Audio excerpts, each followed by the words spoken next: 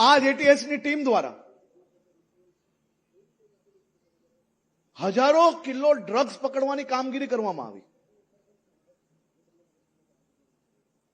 Drugs પકડવું એ અમારી જવાબદારી છે, પરંતુ ડ્રગ્સ પકડાયું ને પકડવાની વચ્ચે ખૂબ મોટી તફાવત છે.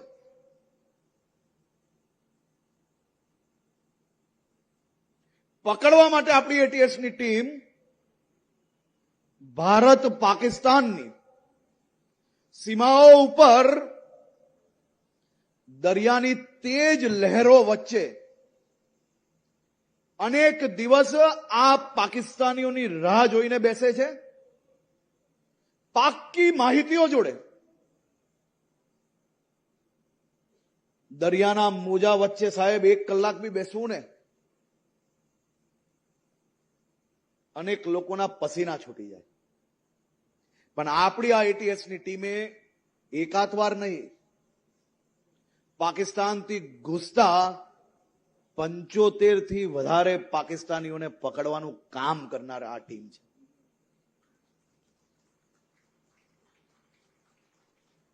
ગોલીઓનો સામનો કરીને આ રાજ્યમાં દેશમાં ઘૂસતા ડ્રગ્સને પકડનાર એ આપણી ગુજરાત એટીએસની ટીમ છે. મને ઘણી વાર આમ હસવું આવે.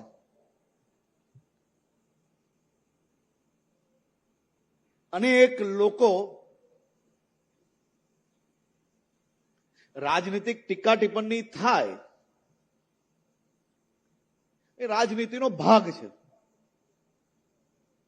પરંતુ અનેક લોકો આમ ટીવીના પેલા કેમેરા દેખાય ને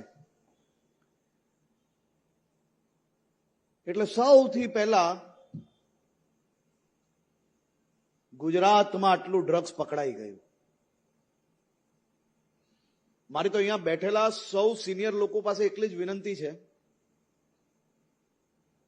કે તમે સૌ લોકો તો અનુભવી લોકો છો. પકડવા જનાર આપણા અધિકારી કે આપણા જવાનોનું મનોબળ તોડતી વાતોને સાચા અર્થમાં જવાબ આપવાની જવાબદારી બી તમારા જ સૌ લોકોની છે. પકડવા માટે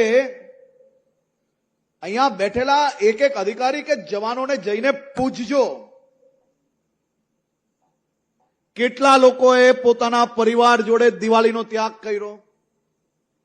આ મારી ગુજરાત એટીએસના કેટલાય લોકોએ પોતાના દીકરા દીકરીના જન્મદિવસ ચાલુ હશે અને કાર્યક્રમ છોડીને આપણા રાજ્યમાં ડ્રગ્સ આવતા અટકાવવાનું કામ કર્યું. અને કેટલાય એવા જવાન અધિકારીઓ છે કે જેના ઘરમાં બાળકો હજી નાના નાના છે. એવા અધિકારીઓએ કેટલા લોકોએ ગોળીઓનો સામનો કરીને રાત દિવસ એક કરીને આ રાજ્યમાં ડ્રગ્સ આવતું અટકાવવાનું કામગીરી કરી. જઈને